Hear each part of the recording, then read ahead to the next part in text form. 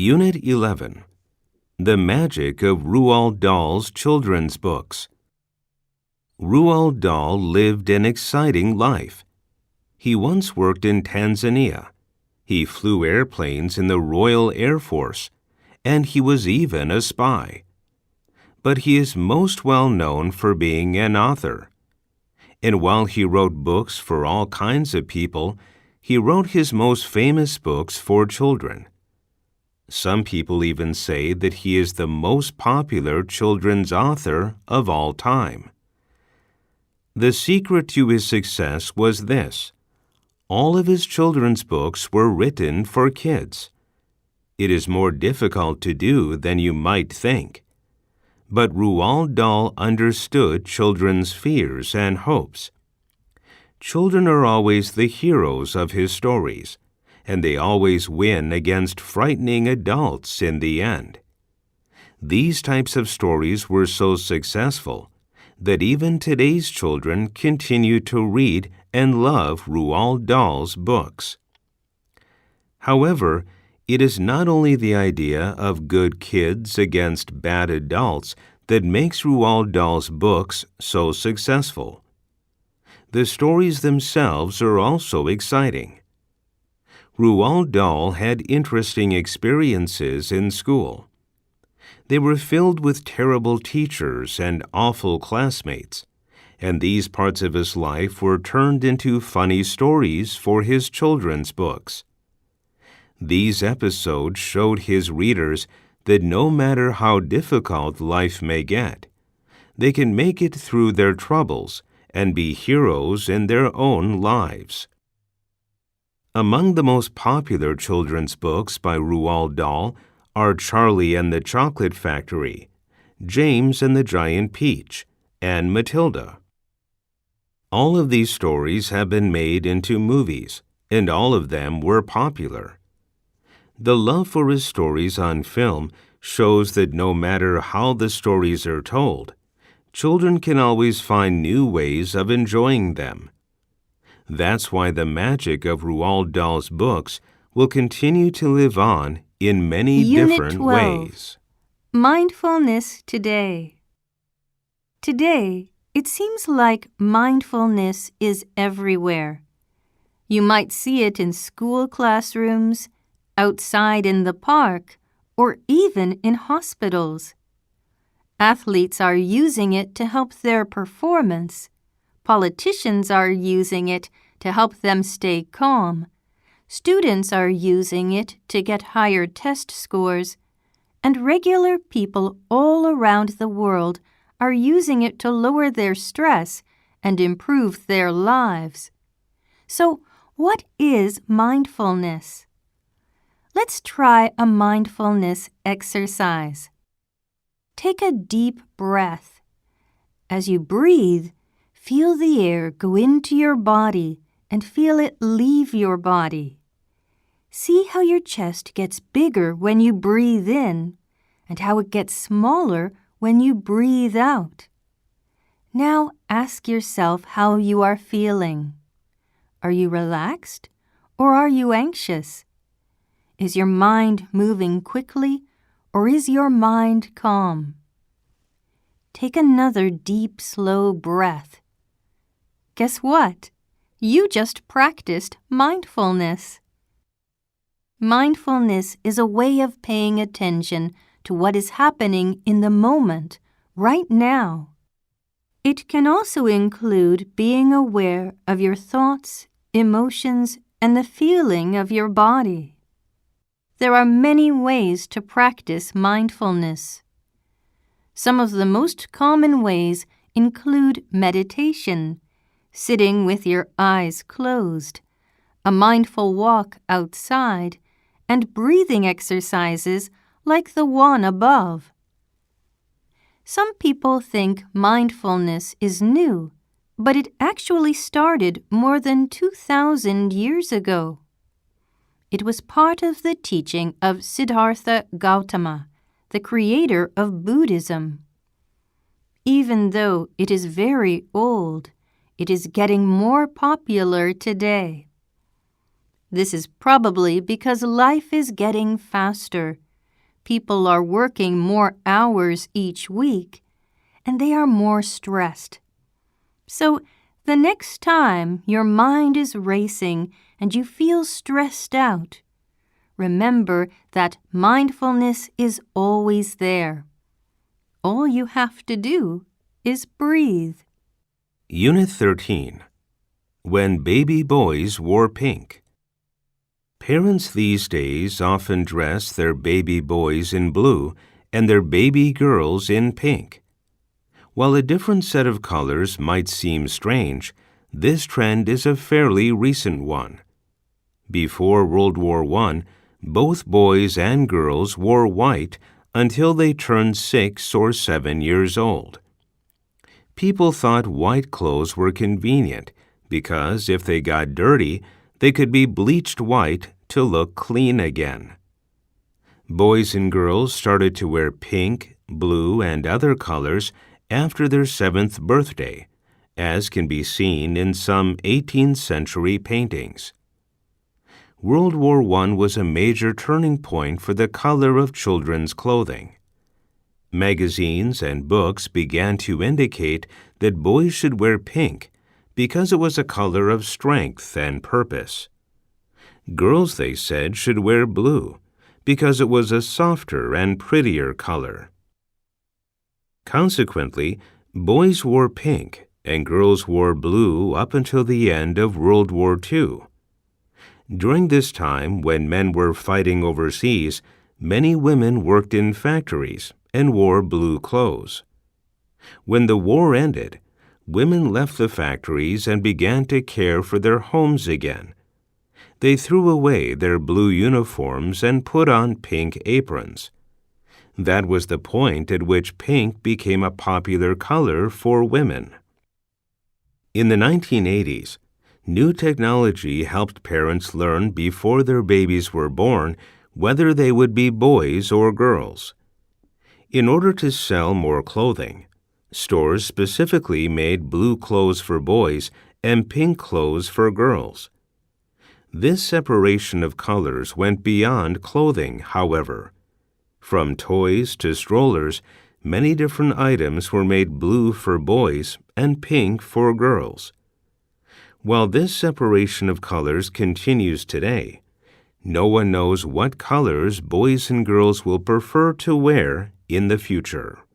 Unit 14. A History of the MBTA. In Boston, the Massachusetts Bay Transportation Authority, MBTA, runs all local public transportation.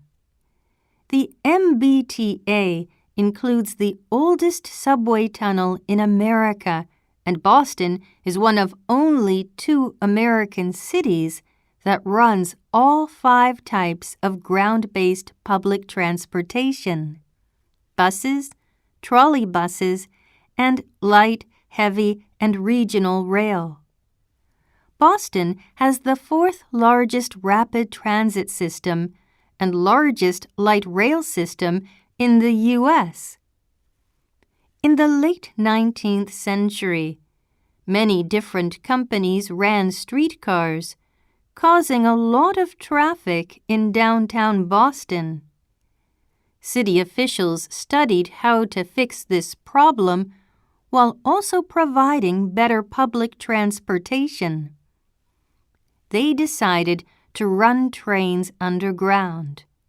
The Tremont Street subway opened in 1897, and 3 stops on the Green Line still use the tunnels from the Tremont Street subway today. Boston's unusual subway system reflects the way the system grew from many companies into one agency. Each subway line uses similar tracks, but they are incompatible. Therefore, each line must use different trains. Red Line cars only run on the Red Line, and Green Line cars only run on the Green Line.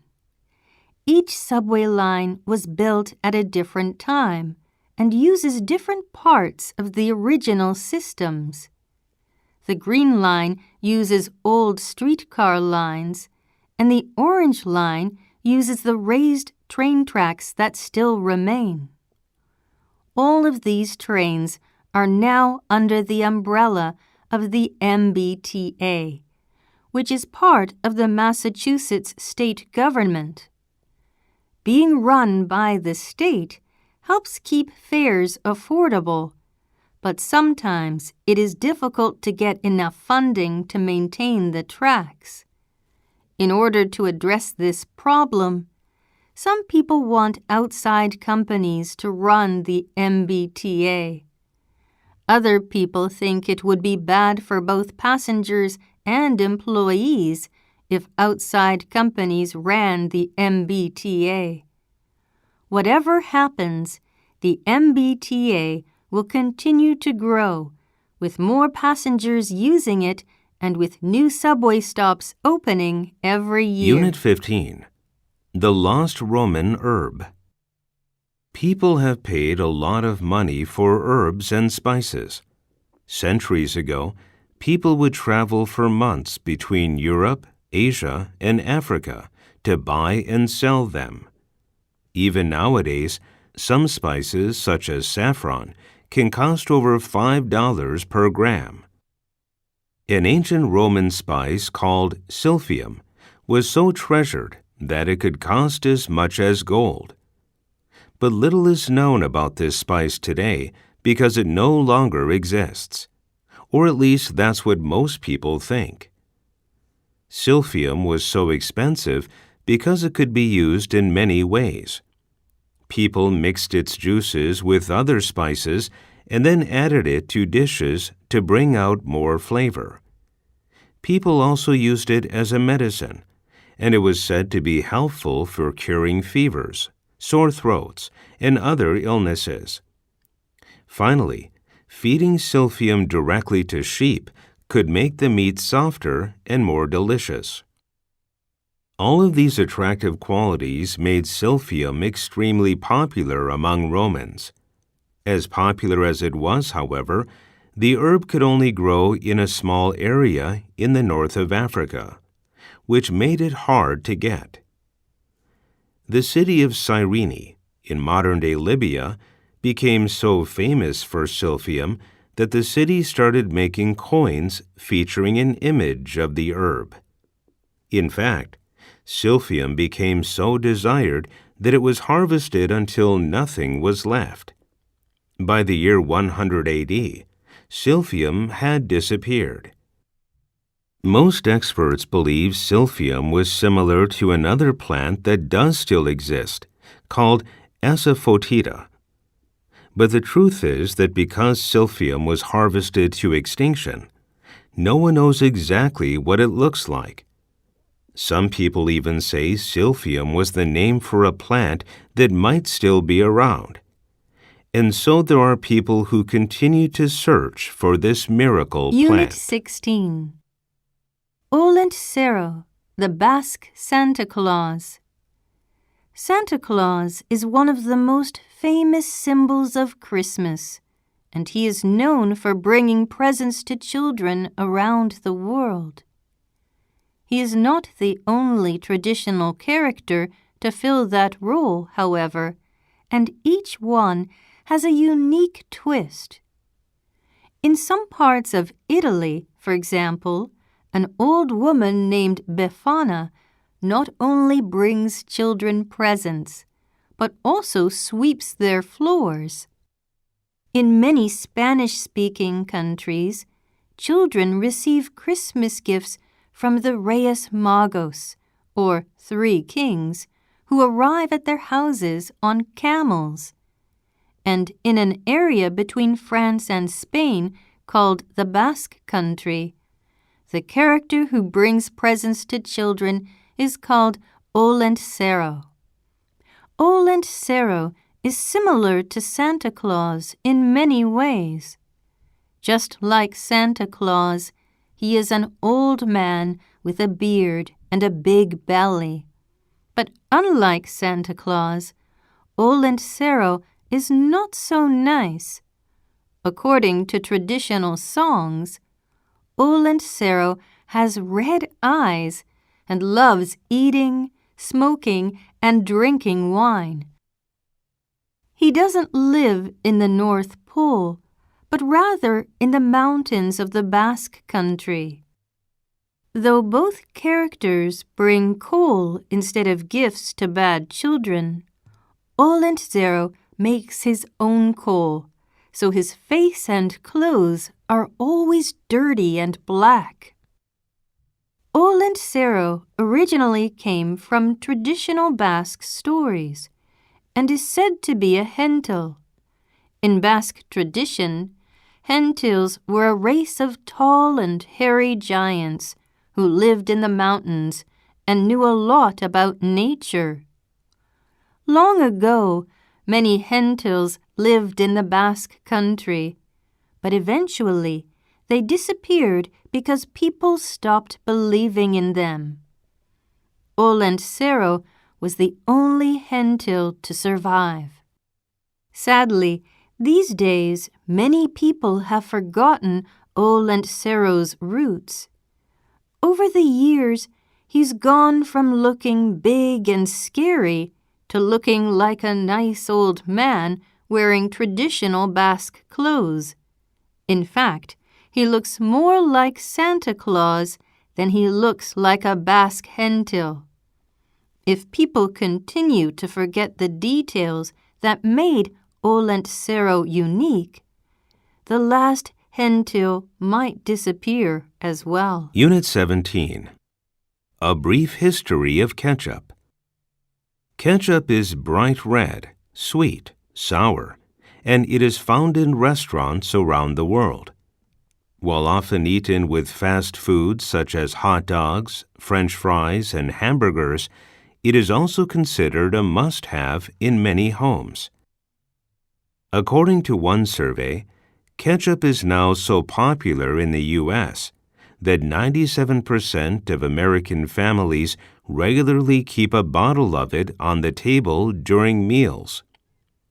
People often say they love ketchup because it can be eaten with many different foods. Today, red tomato ketchup is considered a classic American condiment, but it was probably invented in China several hundred years ago. In the 17th century, ketchup was a fish sauce without any tomatoes at all. In fact, the word ketchup may have come from the Chinese word ketchup. Around the beginning of the 18th century, British cooks started to change the recipe by adding mushrooms, nuts, oysters, and other spices. It was not until the early 19th century that the first tomato ketchup recipe appeared. Back then, ketchup was not as sweet or as sour as it is today. It was a simple, watery sauce made of cooked tomatoes. The main problem with this early tomato ketchup was that it would quickly spoil. Companies tried adding different chemicals to the sauce, but the chemicals were later found to be unhealthy. In 1876, an American man named Henry J. Heinz came up with the idea of increasing the amount of sugar and vinegar in ketchup to prevent it from going bad. Americans were happy about this because they didn't like the idea of adding unnecessary chemicals to their food. Heinz's company packaged ketchup in bottles, and the tomato ketchup we know today was born. Thanks to Heinz, ketchup quickly became popular, and it is now found in refrigerators everywhere, often next to its yellow cousin, mustard. Unit 18. That's bananas. More than 100 million tons of bananas are produced each year in around 130 countries, making the banana one of the most popular fruits in the world. People often eat them with breakfast whole or sliced, and they are also used in desserts, drinks, and many other dishes. They are full of important vitamins and minerals and many athletes make sure to include bananas in their diets. Bananas are easy to eat and are usually inexpensive, which the American Economic Research Service says are 2 reasons for their popularity. Bananas are not only widely enjoyed today, but they also have a long history. Although the word banana may come from the Arabic word banan, meaning fingertip, people started growing bananas in Southeast Asia at least 7,000 years ago. They were later brought west to the Middle East, China, and India. In the 16th century, Portuguese sailors brought bananas to the American continent from the West African coast by ship. In North America and Europe, the popular yellow fruit is usually associated with a sweet flavor and soft texture, and is sometimes referred to as a dessert banana. However, many kinds of cooking bananas, also known as plantains, are grown and eaten in Southeast Asia, Africa, and South America. These bananas look similar to dessert bananas, but they are tougher and less sweet. Plantains are often used in recipes like a vegetable and can be found in everything from sandwiches to stews. Most of the sweet bananas sold today come from a single banana plant grown at a mansion in England. Sir Joseph Paxton, the mansion's gardener, received some banana plants from Mauritius in 1834, which he used to grow the new Cavendish banana. He sent these bananas to countries around the Pacific.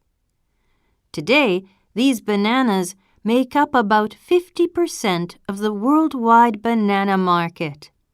However, some kinds of bananas have been dying from a sickness called Panama disease. Researchers are hard at work trying to find a way to protect Unit our 19, precious fruit. The legendary Bigfoot. From the chupacabra in Puerto Rico to the hibagon in Japan, many people believe in and are afraid of unnatural creatures. Every so often, someone claims to have seen one of these strange and terrifying beings. However, no one has ever proven that any of them exist. In North America, one of these creatures of legend is known as Bigfoot. Bigfoot has been described as a large, long-haired creature like an ape. It is said to walk on 2 legs and travel alone through the forest, leaving large tracks behind it. Also called Sasquatch, it is most often seen in the mountainous regions of North America. Bears are also common in this area, and some people believe that Bigfoot is actually a bear. While scientists have never found any concrete evidence that Bigfoot exists, people have invented creative ways to explain all of the reports about it. Some believe that, if real, Bigfoot could be a type of early human. Others believe that Bigfoot is simply a product of people's imaginations, or is possibly a trick played by teenagers in the forest. Unless someone catches Bigfoot, the truth about its existence will remain a mystery. Whether or not Bigfoot is real, it certainly attracts a great deal of attention. There have been many movies and books about Bigfoot. In older films, the character of Bigfoot is often played by an actor in a gorilla suit. News of Bigfoot has been used by some companies to promote tourism because people are interested in trying to catch sight of this mysterious creature. Although many scientists and other experts have stated that there is no evidence to prove that Bigfoot exists, The stories about it make Bigfoot real in the hearts and minds of many people. Unit 20. The youngest girl to climb Mount Everest. Purna Malavath saw 6 graves when she climbed up Mount Everest. At 13 years old, it was frightening to see dead people. But she would not give up out of fear. She had a goal, to set an example for other village children. No mountain could stand in the way of their dreams. With that thought in mind, Purna Malavath became the youngest girl to climb to the top of Mount Everest. Just a few years before her climb, however, the dream to reach the top seemed impossible. Purna was born in a small Indian village to farmers who earned no more than $600 a year. There was no way her family could buy the clothing and equipment needed for a trip up Mount Everest. But that all changed when Purna joined the Telangana Social Welfare Residential Educational Institutions Society, TSWREIS. TSWREIS helps poor children in India achieve their goals by providing high-quality education and support programs. It saw that Purna had natural strength, so it encouraged her to join the Everest climbing program. With the help of TSWREIS, Purna prepared for the long journey by going up the mountains of Darjeeling and Ladakh. When she finally arrived at the base of Mount Everest, she received terrible news. 16 people had recently died from an avalanche on the mountain. But Purna had dreamed of getting to the top of Mount Everest for a long time. She did not want to just look at the mountain from the bottom, so she climbed and climbed, never giving up. After making it to the top, Purna decided that she would not stop there. She wanted to climb the 7 summits, the highest mountain in each of the 7 continents. As of 2017, she has climbed 3 of the 7 mountains. We can look forward to her success in climbing them all.